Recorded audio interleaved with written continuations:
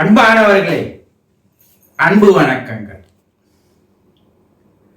ரமண மகரிஷி கிட்ட ஒரு அன்பர் வந்து ஒரு சந்தேகத்தை கேட்கிறார்.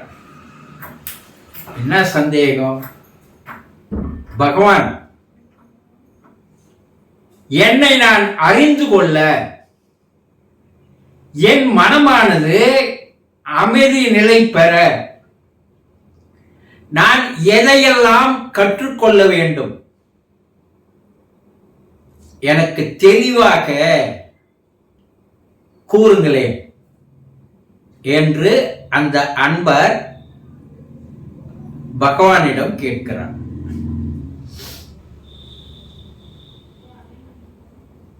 இப்போ ஒரு சித்தர் பாடல் பார்க்கலாமா? தன்னை அறிய தனக்கொரு கேடில்லை, தன்னை அறியாமல் தானே கெடுகின்றான், தன்னை தன் அறிவை அறிந்த பின் தன்னையே அர்ச்சிக்க தான் இருந்தானே. திருமூலர் பாடல். பகவான் மகரிஷி அவர்கள் அந்த அன்பருக்கு பதில் சொல்கிறார். எப்பா, உன்னை அறிந்து கொள்வதற்கு, உன்னை நீ தெரிந்து கொள்வதற்கு யாராவது தடையா இருக்காங்களா? சொல்லு.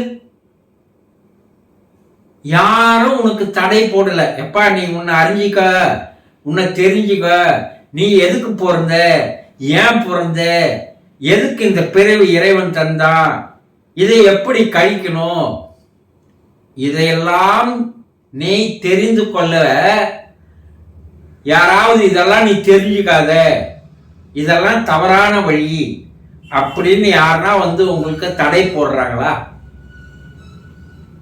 அந்த அன்பர் சொல்றாரு, இல்ல பகவானே, எனக்கு யாரும் தடை போடல, யாரும் இதெல்லாம் தெரிஞ்சுக்குவானா சொல்லவே இல்லை. சரி, அப்போ நீ தெரிந்து கொள்வதற்கு தடையாக இருப்பது எது? அதை எப்பனா நீ யோசனை பண்ணி பார்த்தியா? அததான் நானும் சிந்திச்சு பார்க்கிறேன் பகவானே, எனக்கு தெரியல. நீ என்ன படிச்சிருக்கிற கேட்கிறார். அவர் சொல்றார், ஒரு உயர் படிப்பு படித்ததை சொல்கிறார்.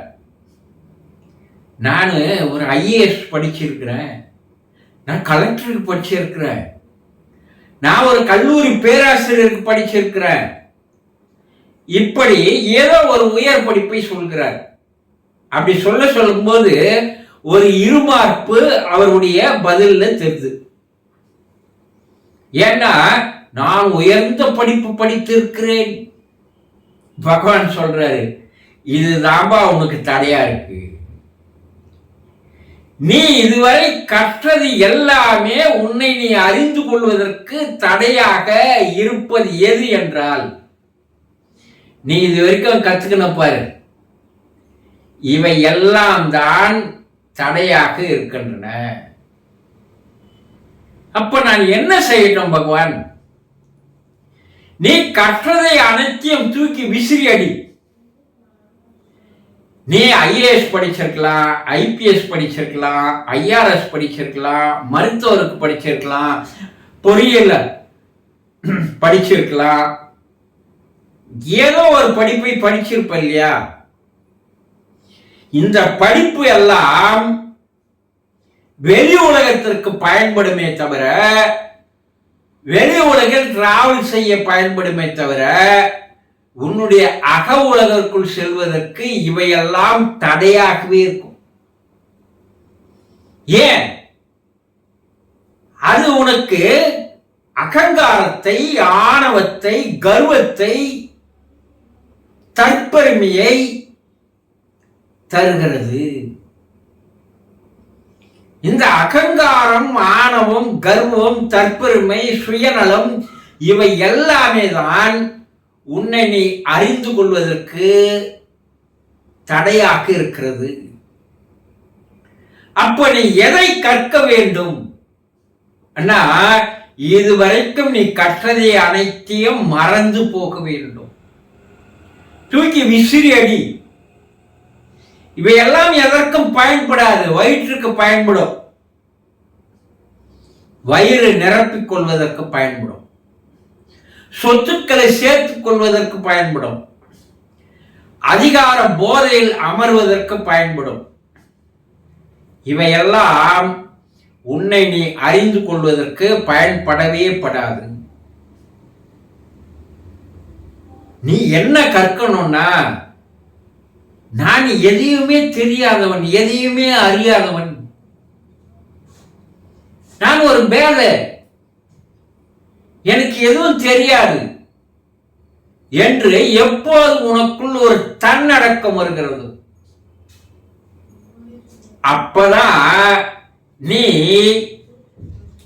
உன்னை நீ தெரிந்து கொள்வதற்கு வழி பிறக்கும். உன் மனம் அமைதி அடைவதற்கு வழி பிறக்கும்.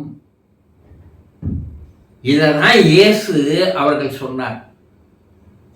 யார் பேதமையுடையவனோ, யார் எதுவும் தெரியாமல் வெகுளியாக இருக்கிறானோ,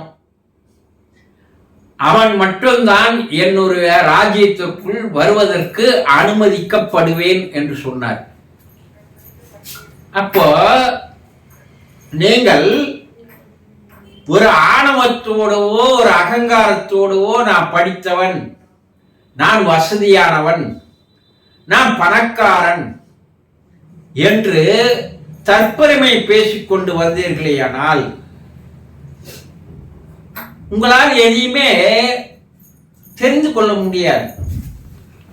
அதற்கு அவர் என்ன சொல்கிறார்? நானே அதற்கு ஒரு எடுத்துக்காட்டு. ஏன்னா அவர் எந்த பள்ளிக்கும் செல்லவில்லை, கல்லூரிக்கும் செல்லவில்லை, அவர் எந்த ஒரு பட்ட படிப்பும் பெறவில்லை. ஏற்று கல்வி என்பது ஏகாந்த கல்வி கற்பதற்கு தடையாக இருக்கும். ரமண மகிழ்ச்சி எந்த பள்ளிக்கூடத்துக்கு போல, எந்த கல்லூரிக்கு போல, எந்த பட்டமும் வாங்கல. ஆனா எப்படியாப்பட்ட உயர்ந்த படிப்பு படித்தவன் எல்லாம் எங்க வந்து விழுறான்? பகவான் காலில் விழுகிறான். அப்ப அவர் என்ன சொல்றாரு?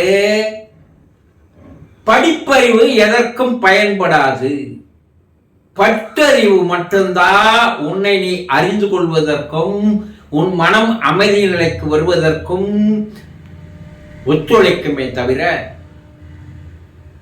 நீ இதுவரைக்கும் கற்றதை அனைத்தும் தூக்கி விசிறி அடி.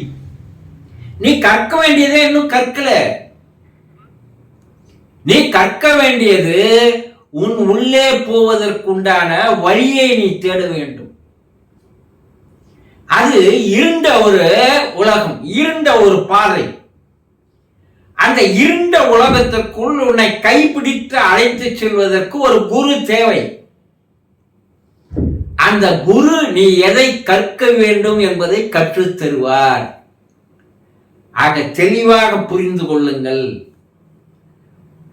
தன்னைத்தான் அறியணும்னா உங்களை யார், நீங்க எங்க இருந்து வந்தீங்க, எதற்காக வந்தீங்க, ஏன் இங்க பிறந்தீங்க, ஏன் இந்த அப்பா அம்மாவுக்கு பிறந்தோம், ஏன் ஆணா பிறந்தோம், ஏன் பெண்ணா பிறந்தோம், ஏன் இவ்வளவு துன்பங்கள், ஏன் இவ்வளவு துயரங்கள், கஷ்டங்கள், கவலைகள், வேதனைகள், சோதனைகள், பிரச்சனைகள், இதையெல்லாம் எவன் ஒருவன் ஆராய்ச்சி செய்ய ஆரம்பிக்கிறானோ அவனால் மட்டும்தான் தன்னை அறிய முடியும்.